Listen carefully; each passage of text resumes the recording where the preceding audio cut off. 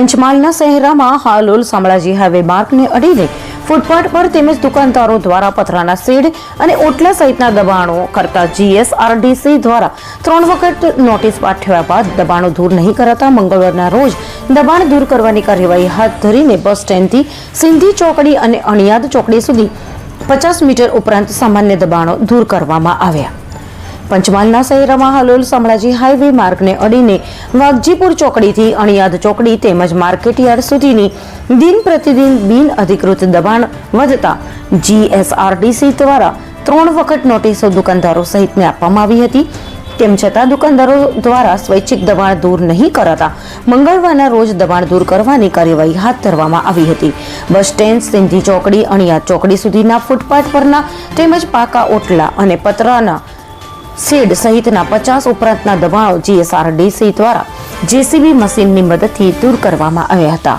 પ્રાંત અધિકારી ફાલ્ગુન પંચાલ તેમજ નાયબ કાર્યપાલક ઇજનેર કલ્યાણ કંપનીના ટોલ પ્લાઝા મેનેજરના પાલિકાની ટીમ સાથે પોલીસના ચુસ્ત બંદોબસ્તથી આ દબાણ દૂર કરવાની કાર્યવાહી ચાલી રહી હતી. જો કે ટ્રાફિક સમસ્યા અને અન્ય સમસ્યાને ધ્યાનમાં લઈને જીએસઆરડીસી દ્વારા હાઈવેને અડીને આવેલા બસો ઉપરાંતના દબાણો દૂર કરવાની કાર્યવાહી કરવાની ફરજ પડી હતી. રિપોર્ટ પાર્થિવ દરજી, પંચમહાલ.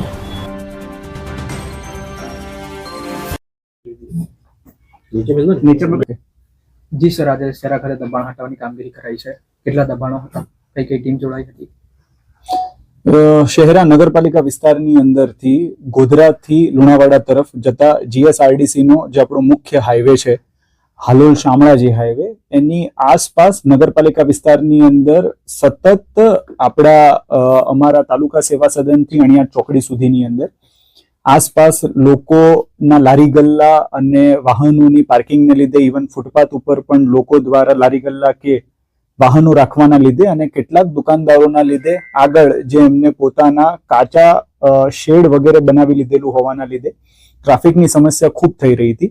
એટલા માટે હાલ જીએસઆરડીસી નું સંકલન કરીને એમના કાર્યપાલક ઇજનેર સાહેબ દ્વારા સતત 3 વખત એમને નોટિસ આપી હટાવવાની સૂચના આપેલ હોવા છતાં જ્યારે એ લોકો દ્વારા આ દબાણો હટાવવામાં ન આવ્યા એટલે આજે પોલીસ બંદોબસ્ત સાથે નગરપાલિકાના સ્ટાફની હાજરી સાથે જીએસઆરડીસી ના કાર્યપાલક ઇજનેર શ્રી પોતે હાજર રહી અને દબાણ હટાવી રહ્યા છે. અને આજે અને કાલે 2 દિવસની અંદર બંને તરફ એમના ROW ની અંદર જે વિસ્તાર આવી રહ્યો છે એના ઉપર કોઈએ જો સ્થાયી આવા શેડ બનાવ્યા હશે કે કોઈ લારી ગલ્લા વાળા વિધાઉટ પરમિશન આ રીતે ઉભા હશે તો એ સ્થાયી અને અસ્થાયી બંને પ્રકારના દબાણો એ તાલુકાની અમારી મામલતદાર કચેરી, પ્રાંત કચેરીની ટીમ સાથે નગરપાલિકા, જીએસઆરડીસી અને પોલીસ બંદોબસ્ત એને હટાવશે. કાલ સુધીની અંદર એ દબાણ આપણે હટાવીને કામગીરી પૂરી કરી અને ટ્રાફિક નિયમનની વ્યवस्थापन કરીશું.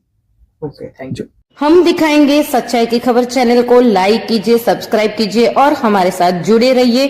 हम दिखाएंगे आपको सच्चाई की खबर.